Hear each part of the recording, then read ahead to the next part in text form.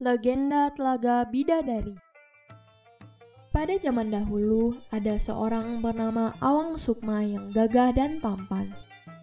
Awang Sukma adalah orang yang rajin. Dalam hidupnya, ia berusaha mandiri sehingga ia dapat tinggal di hutan sendiri. Ia membangun sebuah rumah pohon di tengah hutan belantara dan tinggallah ia di situ. Ia tinggal di hutan itu karena kagum akan keindahan dan aneka macam kehidupannya. Kehidupan di hutan itu rukun dan damai. Setelah lama tinggal di hutan, Awang Sukma menjadi penguasa daerahnya dan ia pun bergelar datu.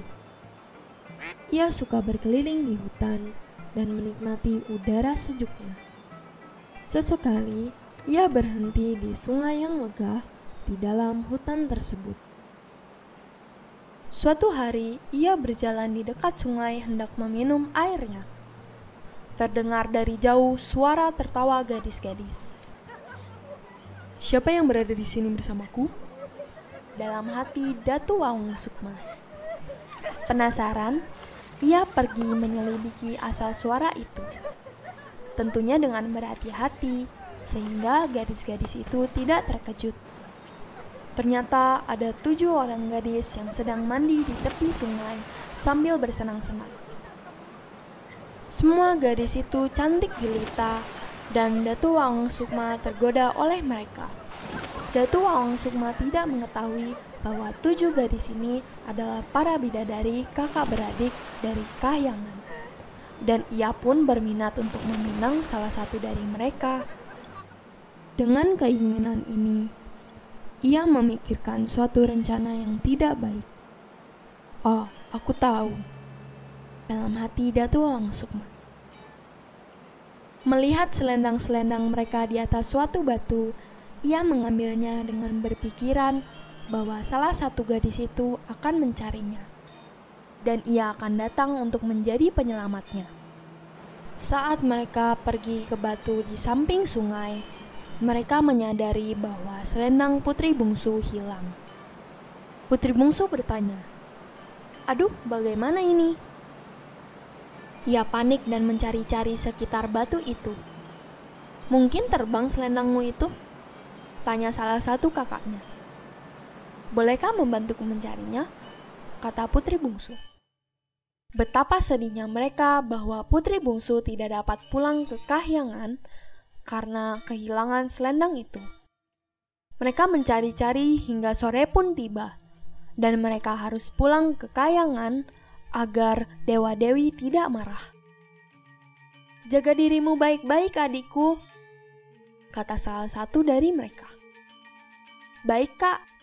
Aku akan pergi mencari selendangku itu," kata putri bungsu. Ia pergi mengikuti jalan yang ada di dekat sungai. Tak lama berjalan, ia menemui Datu Awang Sukma. "Selamat sore, Tuan Putri. Sedang apa kau di sini?" tanya Datu Awang Sukma. "Tidak salah aku mengambil selendang itu," dalam hati Datu Awang Sukma.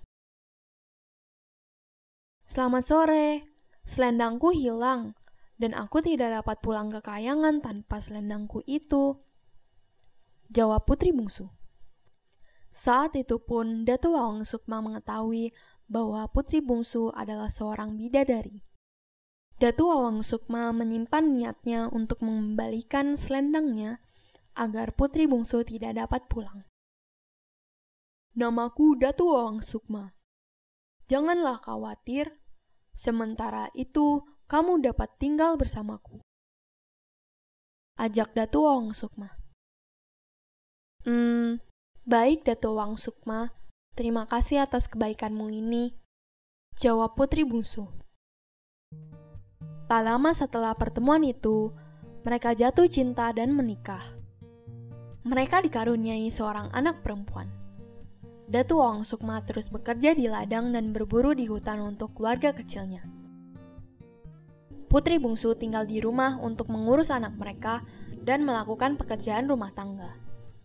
Mereka pun hidup berbahagia seperti itu.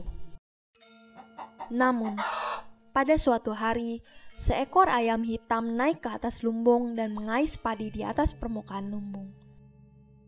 Putri bungsu berusaha mengusir ayam tersebut. Tiba-tiba, matanya tertuju kepada sesuatu yang tidak asing baginya. Apakah benar itu? Tidak mungkin. Dalam hati putri bungsu. Ternyata benar. Itulah selendang punyanya. Aku tidak percaya. Dia berbohong kepadaku, katanya. Selendang itu pun dipegangnya erat-erat. Meskipun ia sangat sayang pada suaminya, tetapi ia merasa kesal dan jengkel. Dengan penuh kecewa, ia mengumpulkan keberanian untuk bertanya kepada suaminya itu. Selama ini kamu telah berbohong kepadaku, tanyanya kepada Datu Awang Sukma. Datu Awang Sukma terkejut karena ia tertangkap telah menyembunyikan selendang putri bungsu selama ini. Mohon maaf istriku, jawabnya. Putri bungsu menjelaskan kepadanya. Aku memaafkanmu, tetapi aku akan pulang ke Kayangan.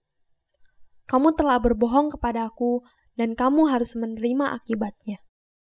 Datu Awang Sukma sangat menyesali perbuatannya itu. Tetapi perpisahan ini tidak dapat ditolak. Ia mengerti bahwa kesalahannya itu sangat buruk. Dengan sedih hati, Datu Awang Sukma berpisah dengan istrinya. Putri bungsu pulang ke Kayangan dan menceritakan semua kepada kakak-kakaknya. Pesan moral dari cerita ini adalah semua perbuatan akan ada akibatnya. Maka dari itu, janganlah berbuat jahat.